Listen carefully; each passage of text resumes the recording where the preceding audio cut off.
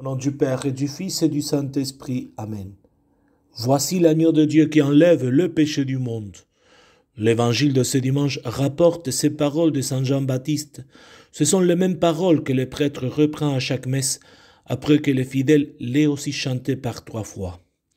Il est évident que Saint Jean-Baptiste avait des raisons pour signaler le Seigneur comme l'agneau de Dieu.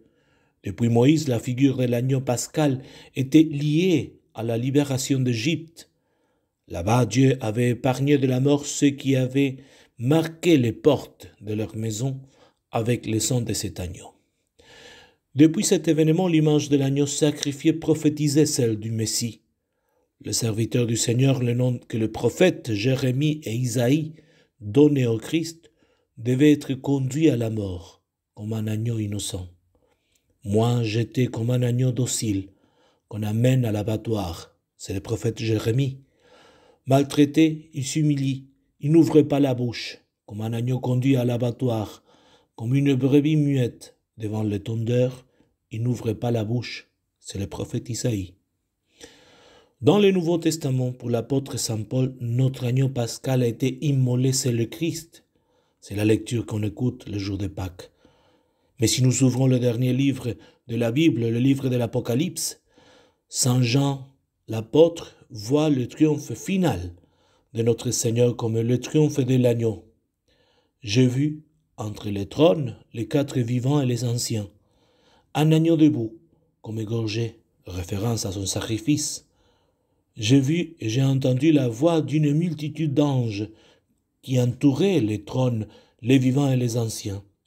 Ils étaient des myriades de myriades, par milliers de milliers. Ils disaient d'une voix forte, il est digne, l'agneau immolé, de recevoir puissance, richesse, sagesse et force, honneur, gloire et louange. Nous devons encore préciser que le verbe utilisé par Saint Jean, c'est encore plus profond que celui que nous traduisions pour enlever, tollere en latin.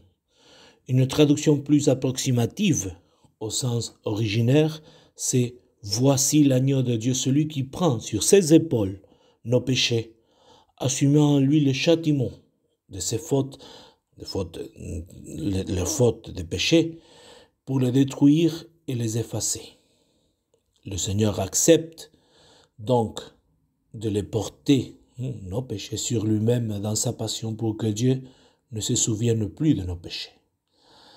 À partir de cette idée, nous allons réfléchir aujourd'hui sur le sacrement du pardon des péchés par excellence, qui est la confession, sans oublier que le baptême aussi nous pardonne tous les péchés, et pour cela le Père de l'Église, les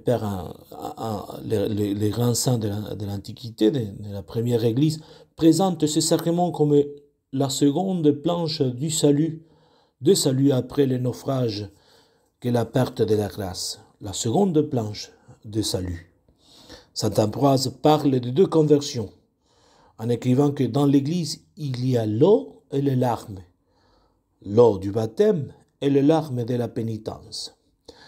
Comme nous le savons, nous révélons dans le sacrement de la confession nos propres péchés, nous disons les propres péchés, nous confessons le péché, et pas ces d'autres, comme cela arrive parfois avec les gens qui ne comprennent pas le véritable but de la confession. C'est avec raison qu'on nomme la confession accusation. On s'accuse parce que nous ne devons point confesser nos péchés comme pour en faire parade, à l'exemple de ceux qui se réjouissent quand ils font le mal, de ne pas faire un récit comme s'il s'agissait d'amuser des auditeurs oisifs. Il faut en revanche énumérer les péchés avec l'intention de nous avouer coupables et le désir de les venger sur nous-mêmes par la pénitence. Si nous confessons nos péchés, c'est pour en obtenir le pardon. Selon les paroles de saint Augustin, la confession, c'est la révélation d'une maladie cachée avec l'espoir d'en obtenir la guérison.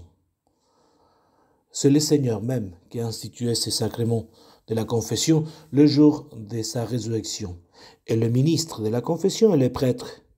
Mais si notre Seigneur a donné au prêtre le pouvoir de retenir et de remettre les péchés, il les a évidemment aussi établis juges en cette matière. Alors pour juger, il faut connaître la cause, et pour cette raison, les prêtres doivent connaître les péchés de ceux qui se confessent, pécheurs les uns les autres. Saint Augustin comprenait admirablement cette vérité lorsqu'il s'écriait « Non, que personne ne se dise « Je fais en secret ma pénitence devant le Seigneur, ma confession, et Dieu, de qui vient le pardon, connaît bien ce que j'éprouve au fond de mon cœur. » Comme dire « Je fais seul avec Dieu ma confession. » Car alors, dit saint Augustin, le Seigneur aurait dit sans raison aux apôtres « Ce que vous délierez sur la terre sera délié dans le ciel. » Sans raison aussi, les clés auraient été confiées à l'Église de Dieu. Lequel des deux, dit à son tour saint Ambroise, honore Dieu davantage, celui qui obéit à ses commandements ou celui qui y résiste? Dieu nous a ordonné d'obéir à ses ministres, alors nous leur obéissons, et c'est Dieu seul que nous honorons. Et encore saint Jérôme dit, si le malade rougit de découvrir sa plaie au médecin, la médecine ne soigne pas, c'est qu'elle ignore. Celui qui confesse ses péchés agit avec Dieu. Dieu accuse tes péchés, dit saint Augustin. Si tu les accuses, toi aussi, tu te joins à Dieu. L'homme et le pécheur sont pour ainsi dire deux réalités. Quand tu entends parler de l'homme, c'est Dieu qui l'a fait. Quand tu entends parler du pécheur, c'est l'homme lui-même qui l'a fait. Détruis ce que tu as fait, homme, pour que Dieu sauve ce qu'il a fait.